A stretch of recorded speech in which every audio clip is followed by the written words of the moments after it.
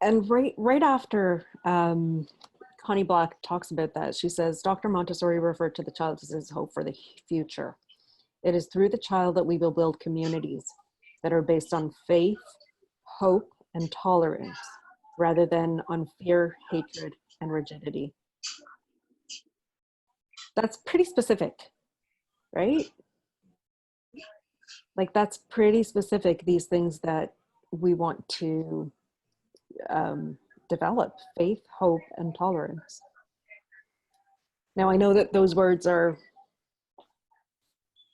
not the words that each one of us would choose, but I think the spirit behind them is very much what we're working towards. And, you know, that's what this entire article is about. It's a reminder that this is our bigger work. This is why we're doing this, because this is the result. This is what we want to see. We want to see a community that is built on faith, hope, and tolerance. And how do we do that? We do that by making sure that we have all our structures in place. Yep. And we do that by making sure that we are prepared. And I keep coming back to that, because for me, you know, it's all about the preparation of the adult. Those 3 words of faith, hope, and tolerance, because yeah, I think as adults we wouldn't use those words to describe what is happening in our classroom, but the fact is that it happens every day, you know, sort of, or we hope that it would happen every day, it would be consistent. Like 2 days back, something very moving happened in my classroom. I have this boy who is differently abled. He is in the autism spectrum, and so he would never talk, and he would never participate in any activities. He would come and he would pick something and he would just work, and you know, and he leaves early. He has an early dismissal. He leaves early because he goes for some therapy. So there was only one day when I told everyone that, look, your friend is not going to go home the same time as you.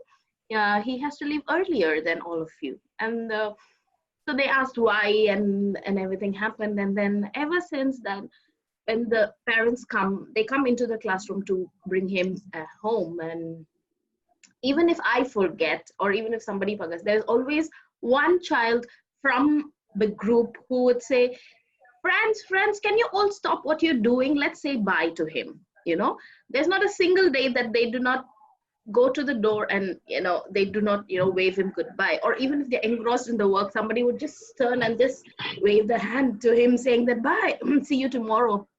And I don't recollect reminding them any day. And there are many days when they remind me, Miss Aarthi, you forgot to say bye. And, you know, they would push me to go and say bye to him. So this kept happening. And 2 days back, he took an interest, the child took an interest that we were building. There was another child building the pink tower, and he just got so amazed, and he was just looking at the pink tower from different angles. So he has this tendency to tear things down. So whatever is built, he would push it down, you know. So in my heart, I was expecting him to tear the pink tower down, but he did not. And then he looked at it from all angles. He looked at it from top. That was not even the beauty. The beauty was another child walked in and said, Miss Aarthi, I think he likes the pink towers. You know, that really moved me. And how much another 4-year-old could actually observe what his friend likes, because they are trying frantically to know what he likes. They don't know what he likes, and they want to know what he likes because they know each other's likes and interests, you know. So I think he really likes this tower. You should, you know, you should build it with him again. That's what the child told me. And I said, yes, I really think that he likes it. And, you know, we'll give him some more time to look at it, because he was really looking at it from all sides and everything. And then the other friend who was actually building the tower brought it down, and she took this boy with her and she built it again. And then she looked at his face. Look, he's looking at the tower again, you know. He doesn't speak. He's non-verbal, the other child. The other child doesn't speak. So when you told these 3 words of faith, hope, and tolerance, I think this particular incident really stuck to my head, that and also about what Adrian said, that having lasted 2 wars, I think somewhere our hope definitely are just the children, I feel. And no matter like what we what we sort of would do with them, I mean, I really think it was really very moving. And when you said these three words, it just came flashing back to my eyes. Thank you. That's such a beautiful story. That was a really beautiful story. I know that there is a lot of talk, especially in the social justice communities and groups, about the word tolerance, and whether that's the right word to use. You know, tolerance is something we tolerate, right? It makes us uncomfortable, but we still live with it. And I think that's also very important in our environments, that we learn to tolerate things that are uncomfortable.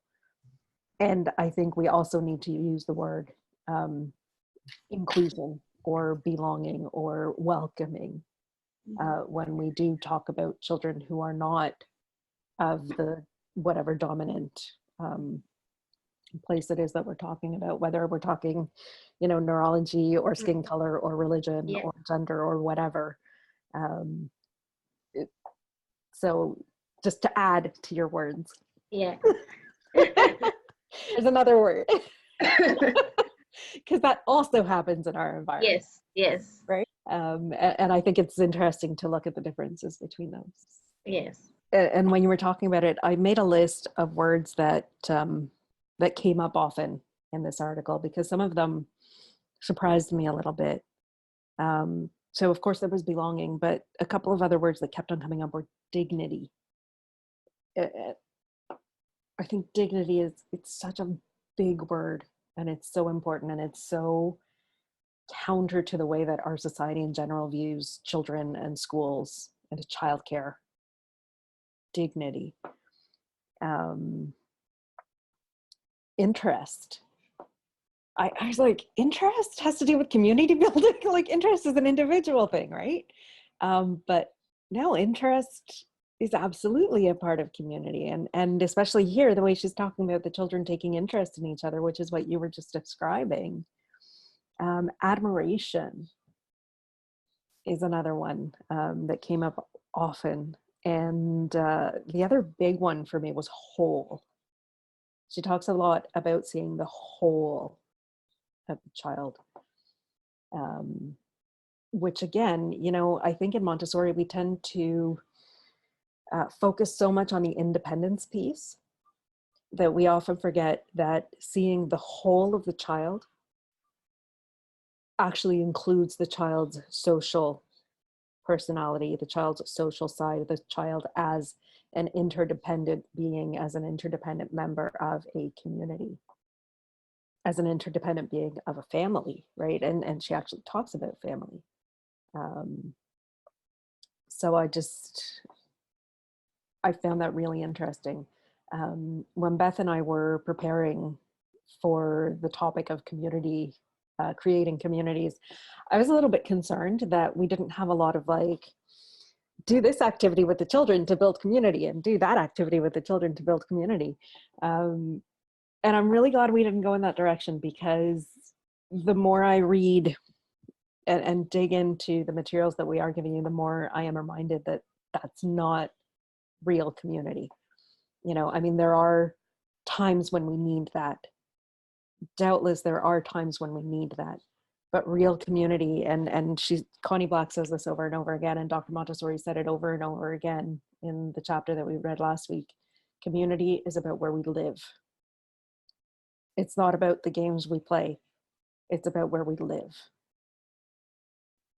And what Montessori does so differently from every other type of schooling, which again, you know, back to the idea of, do we call this school or do we not call this school, is time. Time, you know, we have time. We have as many hours of uninterrupted time as we can get to live together. to be together, not to get things done, but to be together, to be on our own, to be in relationship, to be in interaction, to be in groups, to be in as many different ways as we can be naturally in that environment. And then on top of that, we have the time of the years that we spend together in relationship. And the combination of these two elements is such a powerful, powerful thing when it comes to creating community. And in my mind, this is where the real gift is. This is where we can do that work in a way that nobody else can.